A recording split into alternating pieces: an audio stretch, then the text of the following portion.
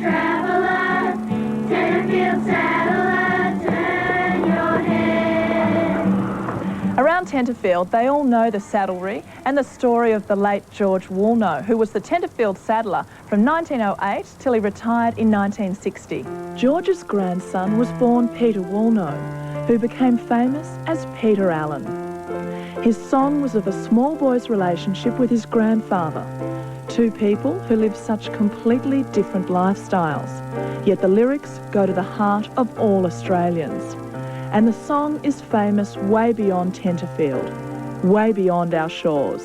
The Tenterfield saddlery is perhaps epitomises the whole town, the feeling of history, but living in a modern world. And it's just very powerful building, a very powerful emotion that it stirs in people. Among the fragrant beams of the red cedar, the saddlery is pretty much as George Woolnough knew it. Its unique quality as a piece of original Australiana is why in 1995 Brian Meldon bought the saddlery.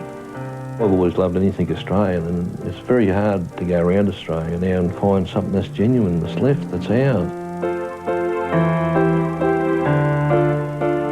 You know, you walk into the shop and the smell of the leather, and if you look at the ceiling there, it's 127 years of tobacco stain, and the actual saddlery in those days was like the major garage, and the men of the town used to come here while the women went shopping and just yarn with the saddler.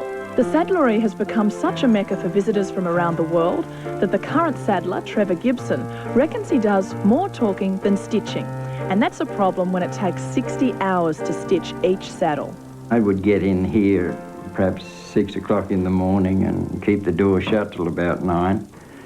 And I would get more work done in those 3 hours than the rest of the days. And that's just one saddle a week. It's a tradition kept alive by the ballad by Peter Allen, whose later life was a world away from Tenterfield. Though the townsfolk were slow to grasp Allen as a local icon, there are signs of his past. And another of George Woolnogh's grandchildren, Terry Neep, remembers fondly a little cousin who was always going to be different. He was a hyperactive sort of a child, ants in his pants, couldn't sit still. Loved music, loved dancing, loved prancing around. And that's the memories I have of him, a little boy that just couldn't sit still. Time is a meddler, Tenterfield saddler, turn your head. Fly away, cockatoo, down on the ground, beam you up ahead. Tenterfield is also famous for the bushranger known as Captain Thunderbolt, who once held up a travelling German band and stole all their money, about £20. But after they played him a tune, he returned their money and allowed them to go on. Here's another dose of pure Australian magic. These days we communicate in many different ways, including the Bush Telegraph. But back in the early days, before the telephone, we used to get a message from one town to the other through the old dots and dashes, the Morse code.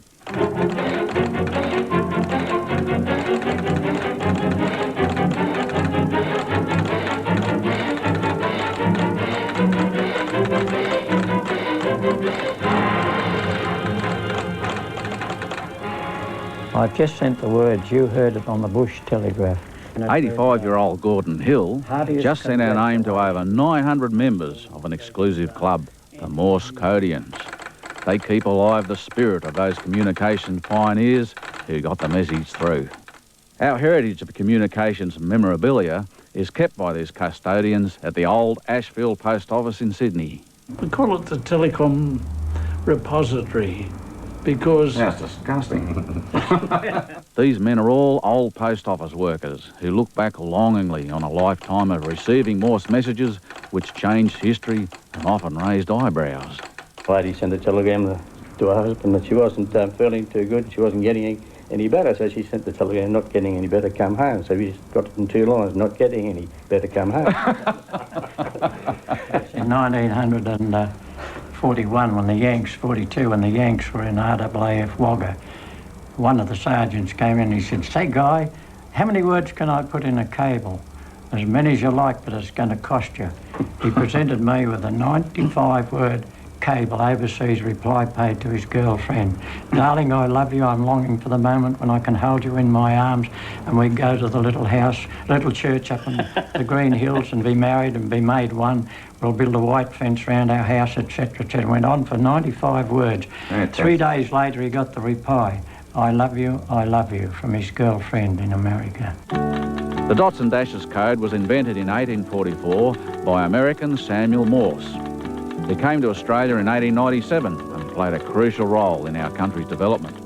Morse quickly became the universal language for communications around the world until the introduction of the wireless at the end of World War I. This postmaster, F.W. Tuckett, was at Halls Creek in the remote northwest of Australia in 1917 when a young stockman who had been thrown from his horse was carried into the post office. He needed urgent surgery, but with the nearest doctor 1,000 miles away, Tuckett sent a Morse message to the post office in Perth, which relayed the message to a doctor. When the doctor then, he turned around and said, tell him that he'll have to operate.